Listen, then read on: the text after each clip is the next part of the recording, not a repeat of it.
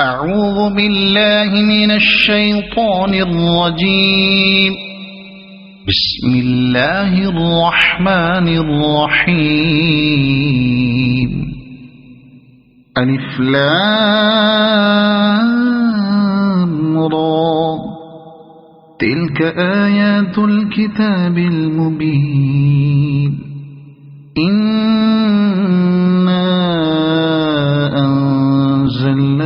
قرآنا عربيا لعلكم تعقلون نحمده ونصلي على رسوله الكريم اما بعد فاعوذ باللہ من الشیطان الرجیم بسم اللہ الرحمن الرحیم۔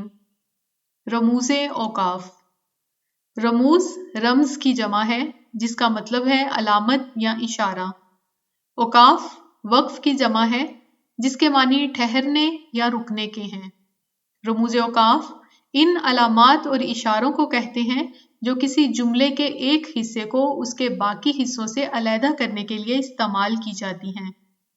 رموز اوقاف قرآن مجید میں پائی جانے والی وہ علامات اور نشانات ہیں جو ان لوگوں کے لیے لگائے گئے ہیں جن کی زبان عربی نہیں ہے۔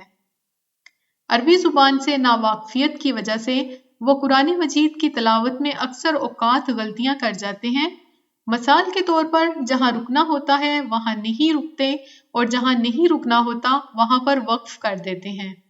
اس سے بات کا مطلب تبدیل ہو جاتا ہے۔ اس لیکچر میں ہم ان علامات کے بارے میں بات کریں گے جو قرآن مجید میں واقع ہیں۔ قرآن مجید کی بہترین تلاوت کرنے کے لیے ان رموز کو مد نظر رکھنا بے حد ضروری ہے۔ تو چلیے دیکھتے ہیں وہ رموز اوقاف کون کون سے ہیں۔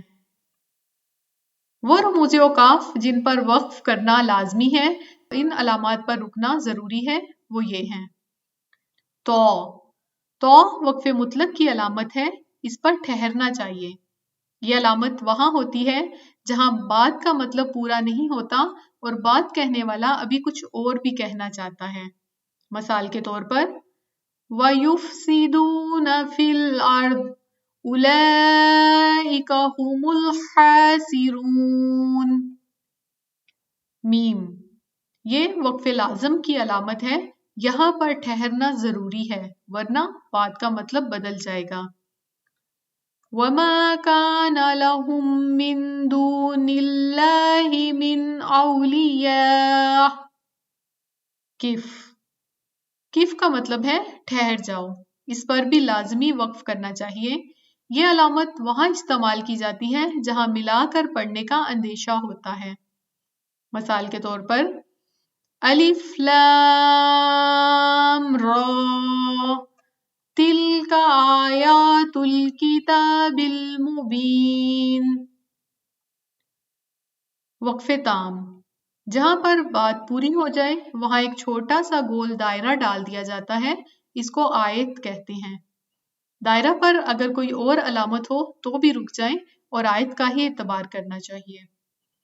معانقہ، قرآن مجید میں اکثر مقامات پر یہ 3 نکات والی 2 اشکال قریب قریب نظر آتی ہیں، ان کو معانقہ کہتے ہیں، یہاں پر بھی رکنا چاہیے۔ اب ان کے بارے میں حکم یہ ہے کہ ان میں سے ایک پر ٹھہرنا چاہیے اور دوسرے پر نہیں۔ اب یہ آپ کی مرضی ہے کہ آپ کس پر وقف کرتے ہیں اور کس پر وقف نہیں کرتے۔ مثال دیکھیے ذَلِكَ الْكِتَابُ لَا رَيْبَ فِيهِ هُدًى لِّلْمُتَّقِينَ۔ اب دوسری طرح سے اس کو دیکھتے ہیں ذَلِكَ الْكِتَابُ لَا رَيْبَ فِيهِ هُدًى لِّلْمُتَّقِينَ۔ اس کو ہم دونوں طرح سے پڑھ سکتے ہیں۔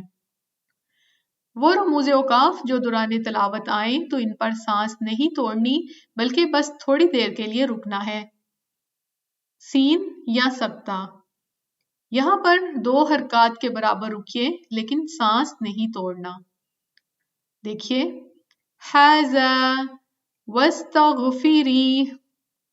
وقفہ، یہ تھوڑے لمبے وقفے کی علامت ہے، یہاں پر سکتہ کے مقابلے میں ہمیں تھوڑا زیادہ رکنا ہے لیکن سانس نہیں توڑنی۔ وَاغْفِرْ لَنَا وَارْحَمْنَا۔ سکتہ اور وقفہ میں سانس نہیں توڑتے، صرف تھوڑی دیر کے لیے رکتے ہیں اور پھر تلاوت کو جاری رکھتے ہیں۔ وہ رموز اوقاف جن پر ہمیں سہولت دی گئی ہے کہ ہم چاہیں تو وقف کریں اور چاہے تو نہ کریں۔ جیم، یہ وقف جائز کی علامت ہے، یہاں پر ٹھہرنا بہتر اور نہ ٹھہرنا بھی جائز ہے، جیسا کہ فَزَادَهُمُ اللَّهُ مَرَضًا وَلَهُمْ عَذَابٌ أَلِيمٌ۔ اب دوسری طرح سے اس کو دیکھتے ہیں، فَزَادَهُمُ اللَّهُ مَرَضًا وَلَهُمْ عَذَابٌ أَلِيمٌ۔ صاد، یہ وقف مرخص کی علامت ہے، یہاں پر ملا کر پڑھنا چاہیے، لیکن اگر کوئی تھک کر ٹھہر جائے تو اس کو رکنے کی رخصت ہے۔ فِي الْأَرْضِ حَيْرَانَ لَهُ أَصْحَابٌ يَدْعُونَهُ۔ زا دوران تلاوت اگر آ جائے تو اس پر نہ ٹھہرنا بہتر ہے۔ نُوحًا إِلَىٰ قَوْمِهِ إِنِّي لَكُمْ نَذِيرٌ مُّبِينٌ۔